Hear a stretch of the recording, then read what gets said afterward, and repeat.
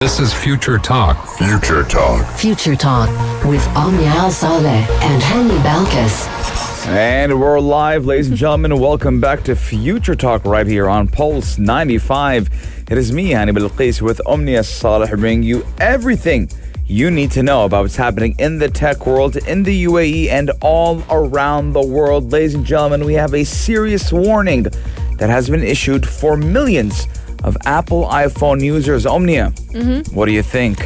I'm honestly quite I was going to say quite surprised, but You're not? I'm not surprised because we've seen this happen with Apple multiple times, specifically iPhones. I talked to you last time about the most recent bricking of laptops, MacBooks to be more specific. So now it's widespread to even attack iPhones as well. Coming up on today's show, we have big news happening right here in the UAE as we talk about the future of transportation, connecting Emirates and even countries with one another. Soon enough, you'll be able to move across from one Emirate to the other within a few minutes instead of hours. Yes, and ladies and gentlemen, you know the song No Flex Zone. No Flex. You know that song, Omnia? It's by Ray Shamerda.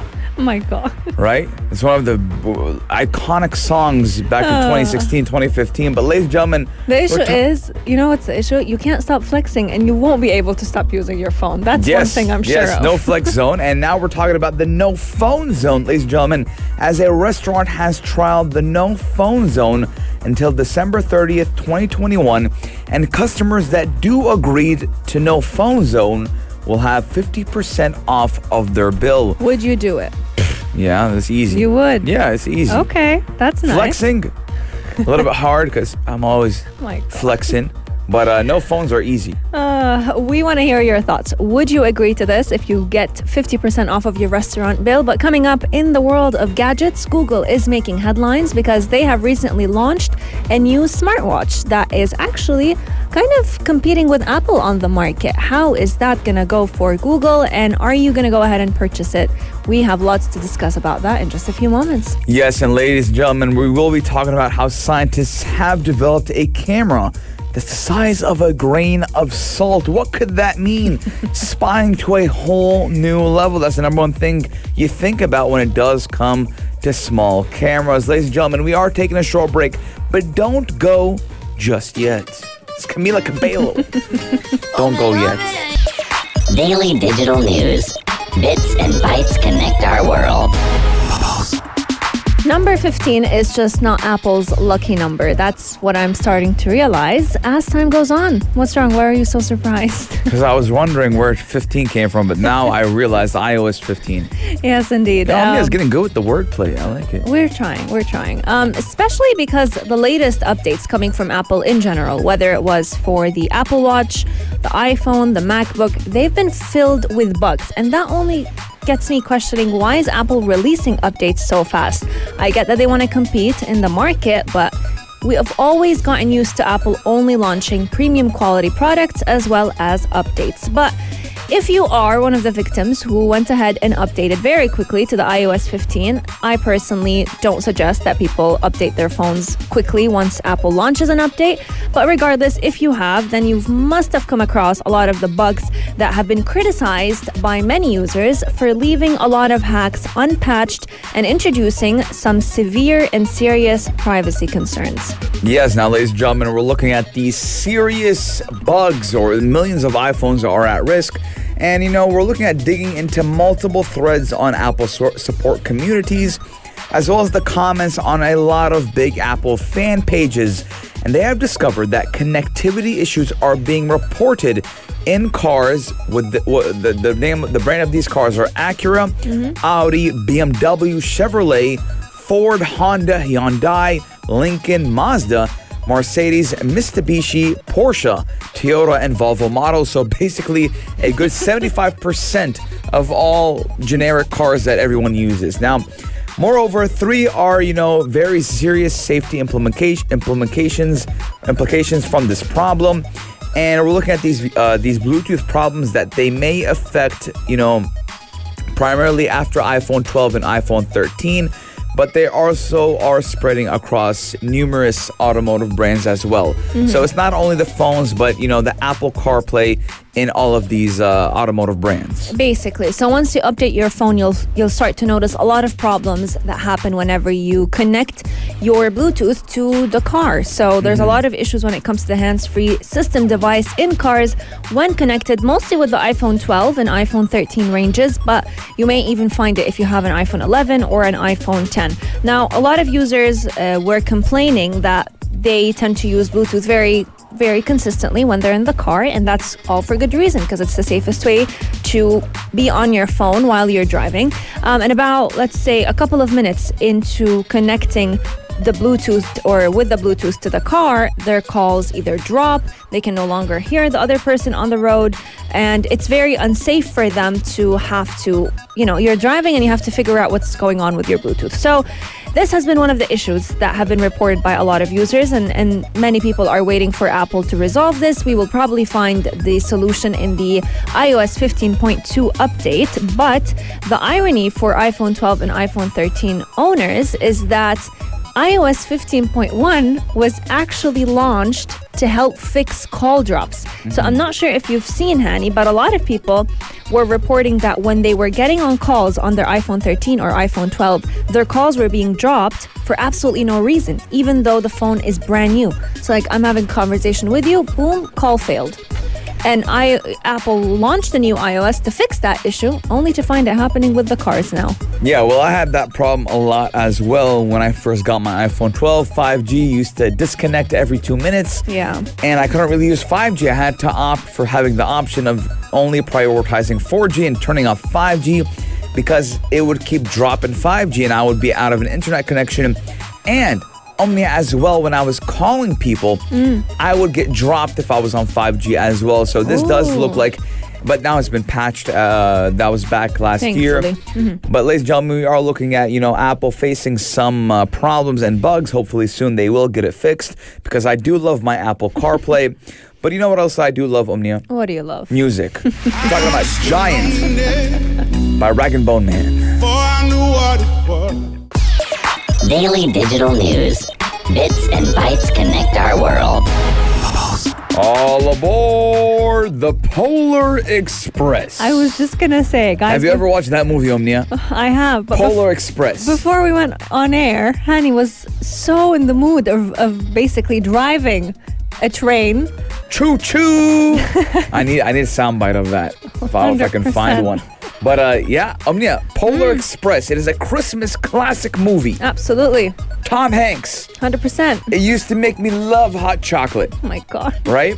But we might be experiencing something like the Polar Express right here in the UAE, because we're talking about the long-awaited, Omnia, ever since I was in high school. We heard about it. It's been talked about. We're talking about the Etihad Railway, Etihad Rail. So all aboard Etihad Rail, because we're looking at how soon enough traveling from Emirate to Emirate will not take you an hour or two, but literally minutes. Yes, indeed. And we're talking about every emirate right here in the UAE. So just to give you kind of a quick glimpse of what it would look like, this new project will help help passengers travel, let's say, from Dubai to Abu Dhabi or Abu Dhabi to Dubai in 50 minutes. Even less than that. And you can go from, let's say, Abu Dhabi to Fujairah in 100 minutes. So that's like an hour and 20 minutes? An hour and, 10, wait. No, 140? 100. 100? Yeah, so an hour and 40 minutes. Yes. Yeah.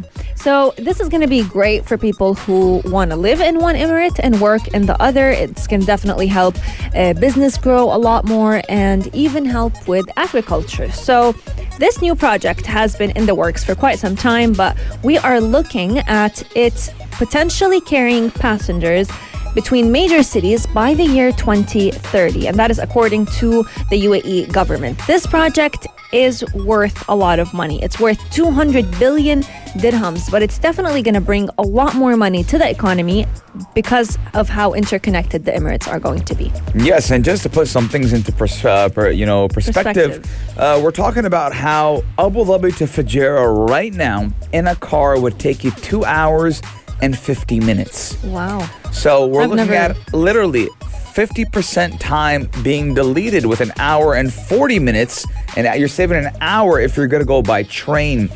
Now, the project is worth an estimated $200 billion to the economy, and will allow passengers to travel from Abu Dhabi to Dubai in record time.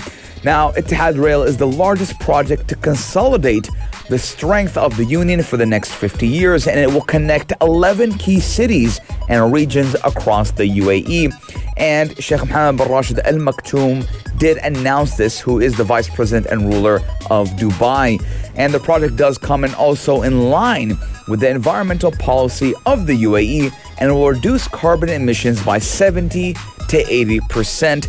And the UAE did, stand for this at COP26 earlier, around a month ago. And, this was in Glasgow, and UAE did commit to, reducing carbon emissions and being more environmentally friendly. And they have been doing a lot of initiatives, and this does fall in line with the initiatives of the UAE. Yes, indeed. Now, the first phase of the Etihad Rail project was completed back in 2016, and it was mainly focused on moving industrial products such as sulfur, for example, between key ports. So it was taking thousands of vehicles that would typically be on the road off of the road, and hence cutting down on congestion. But what we're expecting in the year 2030 is to also transport passengers. So to put things into perspective, annually, we're expecting about 36.5 million passengers to be transported on board Etihad Rail. These services will run faster at about 200 kilometers per hour, and the stations will stretch from Sila, which is near the Saudi Arabian border, all the way to Fujairah on the east coast. So it's definitely going to be connecting countries, cities, Emirates, all in one. Yes, again, we're looking at, a bigger expansion to be connecting the whole GCC, the whole Gulf Council Corporation together, thus making our region a lot smaller for travel. And, ladies and gentlemen, we're not only looking at how it's going to be affecting us passengers, but also companies, where we will be seeing less trucks on the road now, which is much better because sometimes when I'm driving near these big trucks, I get a little bit anxiety. You feel anxious? You know why? Because my car feels like an ant next to them. You know what they call the butterfly, Omnia, on the highway? No. When you're on a highway and you get up on the ramp and you do a butterfly, yes. they call it the butterfly. Yeah. And when I have a big truck on the side to me and it's turning with me, You feel like you're going I'm to be looking squished. at, the cargo looking at me like, hey, how you doing? Right? And I feel like My at God. any given moment, that's why I always speed up. Yeah, you want to get past it. I never like being behind or in front or anywhere near a truck. And we might see, less trucks on the road now because of 100%. Etihad Rail. True, absolutely. We're talking about replacing about 5,600 daily road trips that are done by those trucks on the road by using Etihad Rail. And also, we are talking about opening up job opportunities, because about 9,000 jobs at least per month will be opening up for people through the I want use to be a of train Etihad conductor. Rail. Train conductor. I You'll fit the I role. always imagine the train conductors only having a big mustache. Yeah. Right? They got charcoal all over their face, and they're wearing a beret Yeah. and a nice coat. Where are we, in France? That's how I imagine them. And, Sure thing. and a big, trench coat. Yeah. And, they just look, you got the wrinkles on their eyes from looking so much into the distance. The issue is you've had dreams about being a pilot, being a... I'm an imaginary guy. 100%. You have to use your imagination a lot Sure in thing. life, right? Everything but a radio host. And I got the horn. The hot chocolate in one The hand. hot chocolate in one hand is gonna be it's gonna be amazing, right? Etihad Rail. If you need a train conductor, I'm ready. Hani Bilqis on Pulse 95. Ladies and gentlemen, we are taking a short break, but when we come back, we're talking all about the no phone zone. But Omnia, there's this little crazy thing we like to call love. Check this out. Check this out. Pulse 95. This story feels more like a dare. So if I I dared, triple dog dare you. basically, if I dared you to not use your phone your entire dinner at a certain restaurant, and I'll give you 50% off of your restaurant bill. The question is, would you go ahead and agree to that? Personally, first off, I love this. And I love this idea that was given by the restaurant, because I feel like the worst thing you could possibly do is be on your phone when you're dining with someone. No matter who that person is, even if it's someone you have, your family members, someone you see all the time. Because I feel like when you're with someone, it's that time that you should spend with that person. You don't have to be on your phone. You don't have to be scattered-brained and just influenced by all those influencers you see on social media. But second off, the reason why I like this is it's also encouraging people to reduce screen time and reminding them of what matters most. Yes. Yeah, well, I personally, I don't like people being on their phone when they're with me and there's a one-on-one time, or even if I'm with a big group of people. It's disrespectful, number one. But it reminds me of the time when phones weren't a thing. Well, people like to occupy themselves a lot. So I remember a lot of people when, we used to have dinner or something, the number one thing they would have their attention to is the TV. Oh, yeah. Yes. But ladies and gentlemen, we're talking about the Silent Woman Inn restaurant and how it is being, it's taking action in a bid to encourage diners to enjoy their time with their family and friends while eating and dining in. Now, the no phone zone will be trialed by the venue, with customers being given a box in which they can lock their mobiles during their meal, with those taking part until December 30th. And they will be receiving 50% off of their bill. So if your bill was $500, you'll be paying $250 only. The trick is, put your phone in a safe. Now, the question is, how many people will agree to it, especially those influencers out there? Because the minute the food comes to the table in any restaurant, you'll find people immediately taking photos of the food. And that is the one thing this restaurant wants people to avoid. They want people to take in the food rather than just post it on social media. So this offer is going off of a study that was carried out by a mobile network testing company in the UK, which found that 71% of people use their phones at the dinner table to check social media messages, to message family or friends, to take photos of their food, and only a few people actually enjoyed the meal. So 8 in 10 people admitted to using their phones while eating. And the funny thing is, these same people who use their phone get irritated if they're with someone who uses their phone while they're sharing a meal with them. So I love the idea by this restaurant, but we want to hear from all of you. Would you go ahead and agree to it? This is not the first time we've heard of a restaurant carrying out a deal like this. Back in 2018, there was also many restaurants in the UK and in the US where if you handed your mobile phone, placed it in a box, locked it during your meal, you would get a free meal. Yes, and a lot of people would opt into it. I personally would opt for it as well. I mean, 50% off my meal, I would probably spend a lot of money, Eating. trying to, make the bill as big as possible. Oh my God. So I can pay half, so $1,200, $600, things like around that. But I don't believe this restaurant is very expensive to begin with. Ladies and gentlemen, we want to know for you, would you opt for this 4215? We are taking a short break, but we're going to be leaving you with the sports news. And when we come back, we're talking all about Google.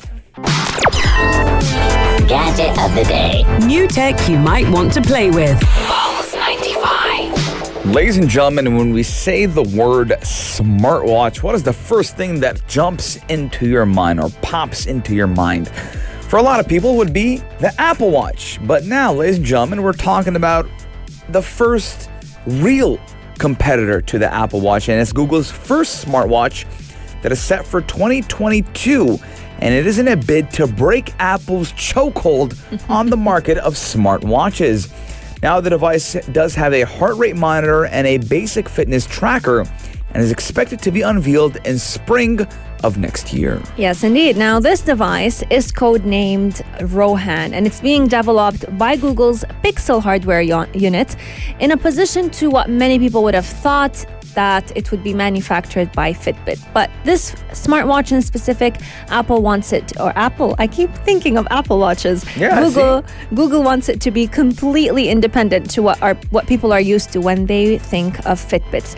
Now, Fitbit was acquired by the technology by Google, more specifically, for $2.1 billion in January this year, amidst the expectation that it would go ahead and drive its renewed push into making hardware. But this Google-branded smartwatch could potentially make the company go toe-to-toe with Apple, because the watch has improved a lot over the couple of months that they've been working on it, and a lot of people are excited to have it become the new Android watch. So just like, you know how Fitbit yes. made its mark in the market. Like when you say Fitbit, people immediately think of a specific design. When I say Apple Watch, people think of a specific design. So Google wants to do the same with the new Rohan watch that is potentially going to be coming out in April of 2022. Yes, now, I don't like the name.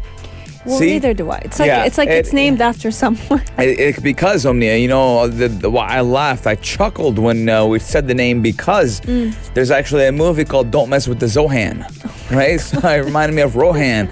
But ladies and gentlemen, again, you need to have a very attractive marketing name, and Google, obviously, with all the money they have in the world, they kind of threw that out the window.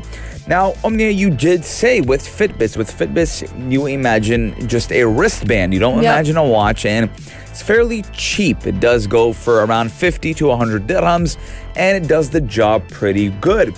Now, we have been looking at different other versions of Android watches, the Huawei watch, the Samsung Gear watch, but these never picked up a lot of commotion in the smartwatch market. But Apple, on the other hand, has dominated the Apple Watch market, or the smartwatch market. And now Google wants to jump in as well, and Google does have, you know, the finances to do so.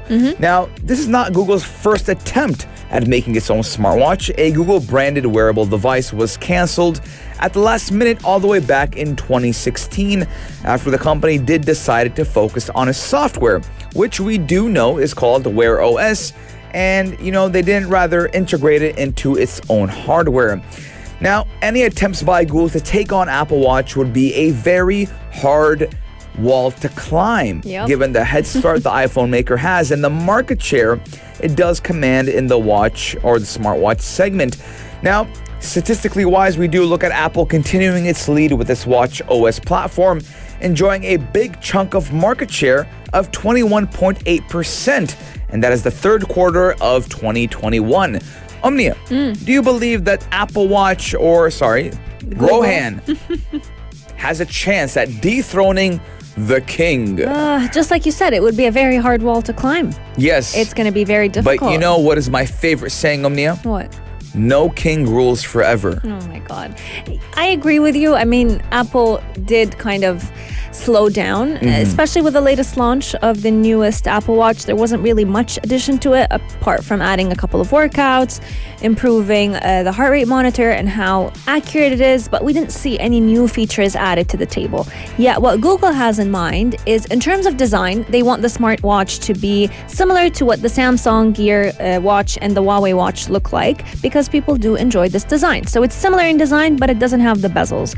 So it will have a heart rate monitor, basic health tracking features like a step counter, and they are getting input from their employees. So in the development of the watch, they are allowing employees outside the watch team, so people working in Google in general, to go ahead and test the watch to see how efficient it is. And they're incorporating that feedback they're getting from the employees, which I think is actually quite nice to have.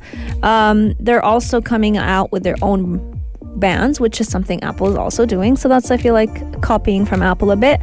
But in terms of the grand scheme of things, I feel like it may have a chance. Why not? Yes, we have a correction, Omnia. What's the correction? Okay, so in their leaked files, the watch is codenamed Rohan. Okay. But that's not what the name of the watch is. What's the it's name of called the the Google Pixel Watch, which makes more sense. I don't like that. Right? Rohan was the code name because obviously, leaks happen and you don't want, it's like, the president, they call him POTUS, Delta Alpha. Yep. So, it's the code name of the watch. It's called Rohan. I want to ask you a question though. Yeah. If we were to compare the Google Pixel, the new name, Google Pixel Watch, Apple Watch, and then Facebook's smartwatch, Yes. which one would you think would dethrone Apple? We're looking at, statistics, right? What men lie, women lie, numbers don't lie. Okay? So we do look at Android as a whole has a huge market gap on, most of the world's smartphones, okay? True. When in Apple, yes, Apple is huge, but not everyone has an Apple device. Yeah. It's a very small amount compared to Android devices. When we say Android devices, we're putting into the equation Xiaomi, Huawei, Samsung, Google Pixel phones. HTC. Yeah. There's so many. And What about Facebook though? That's a social media watch. Exactly. So when Google comes out with this new watch OS that is integrated for Android, you have this huge market that you can let now use and be very compatible with. Now, I'm not saying you can't buy a Apple Watch and connect it to your phone, your Samsung phone or Android phone, but it's going to be a very horrible and ugly experience. True, because it's not integrated. It's not meant to be integrated it's not with in this the ecosystem. Exactly. So that was weird. But yeah, ladies and gentlemen, I want to know your guys' thoughts. 4215. Do you think that Google has a chance at dethroning the king, the big Oompa Loompa, the Chalampe, Oh my God. the Papi Chulo? You know who has a chance to dethrone everything off of the table? What? The camera we're going to be talking about. Oh, yes. We're talking about a camera, a small camera, the size of a grain of salt. But ladies and gentlemen, we do know that everyone has secrets. So what is yours? Check this out. Check this out.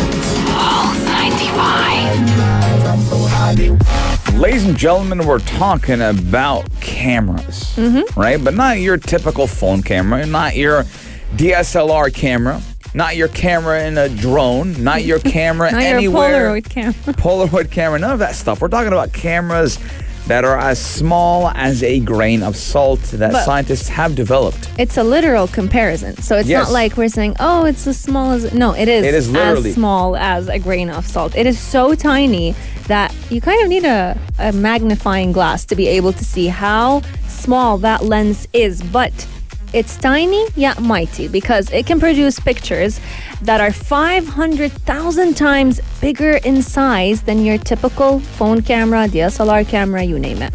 Yes, now this camera can produce clear, full-color images that are as good as the ones taken with camera lenses that are around 500,000 times bigger in size. Now, while scientists have developed tiny cameras before, the pictures they have taken have been, blurry and the quality of the images weren't that great. Now, we do know traditionally cameras do rely on a number of curved pieces of glass or plastic known as lenses to keep these images clear, which will limit how small cameras can be. However, this one does use different technology to get around this, meaning the camera is tiny and does take very clear pictures. Yes, indeed. And it's actually based on the use of artificial intelligence. So that is the main secret of how this camera is capable of being small, but also still taking very clear, magnified images. So the camera has a surface that contains about 1.6 million cylinder-shaped posts. And what we mean by posts, they're like mini AI devices that will take the light from the surrounding and turn it into the image so that they can go ahead and detect it in the image and give you the quality that you deserve. Now, a team at Princeton Town University and the University of Washington in the US developed this device and are now working on adding more features to the camera itself to give it ability to detect objects without you even having to focus the camera, let's say, on a certain object. So I'm excited to see what's in store for this camera. Many researchers are saying that it could also potentially help doctors take better images of the human body so that they can diagnose and treat diseases without having to do any of the invasive procedures that we have seen in the past. Yes, now ladies and gentlemen, we are looking at how, this might be a very big game changer for the camera world. Ladies and gentlemen, coming up, we're talking about the halftime show, the only place to be at 3 with the man himself, Omar El-Douri. Now, ladies and gentlemen, we do know every Monday, every Wednesday, every Saturday, the man himself comes in Yes. hot, talking about everything sports, everything related to mental health, fitness, gut health, you name it. And the man is coming in right now as he does open the studio doors and hops It's in cold with to the Amar Adouri hot today. seat. And Amar Adouri, tell me, what are we expecting at the halftime show? The only place to be at 3 with the man himself. Love the energy today. I feel like I haven't seen you guys in ages. Yeah, We well, feel like that as well. it's the long weekend that we had. What did you guys do on the long weekend? Sleep. Be honest. Sleep. Sleep, yeah. Yeah, no, Mostly. I celebrated National Day at the farm, got caught up on some sleep. But tell us, we need to catch up on what's happening in the sports world, Amar. That's a very good point. Omnia, do you feel reset? Oh, 100%. You feel like you've had a good... I wish it was a bit longer. I might be greedy with that, but yeah, it was a good weekend. Well, coming up on the show today. Well, actually, we've got plenty of things coming up on the show today. One of the things is how to avoid injuries, especially now when everyone's getting really excited. The January's coming up, New Year's coming up. Everyone's getting a bit excited in the gym. One of the most common injuries is the ACL injury. So we're going to be talking about how to prevent that, what's going on with that. One of my coach in the UK, Tunde Ajayi, his fighter, Anthony Yard, just fought a huge fight and won and is up for a title fight coming up soon. So I'm going to be talking about his experiences this year following losing 4 family members and losing a fight. He just won his fight back now and he's back on track. So we'll be discussing that on the show. All that. And also, before I let you guys go, the Grand Prix in Saudi was happening. Oh. So Lewis Hamilton won. Yes. Grand Prix fans were messaging me, you better be mentioning this because they hate Max Verstappen. I'm talking about that as well. Amar, controversial question. Uh-oh. Did Messi deserve the Ballon d'Or? Or was what was his name? Lewandowski. You know what? You should check out the YouTube episode that I put on Saturday. It was dedicated to how the judges decided, who is responsible for it, how many people voted for Messi, and whether Messi or Cristiano will ever be in the next running for next year. Oh, ladies and gentlemen, you heard it here first. Ladies and gentlemen, Future Talk is coming to an end, but the halftime show, the only place to be at 3, is coming up with the man himself, Amar Adouri. We're going to have my favorite song of all time, Hate Me by Ellie Goulding. If you liked this episode of Future Talk, drop a like and subscribe. Pulse 95. Be sure to follow us on Instagram for all our daily updates and top stories.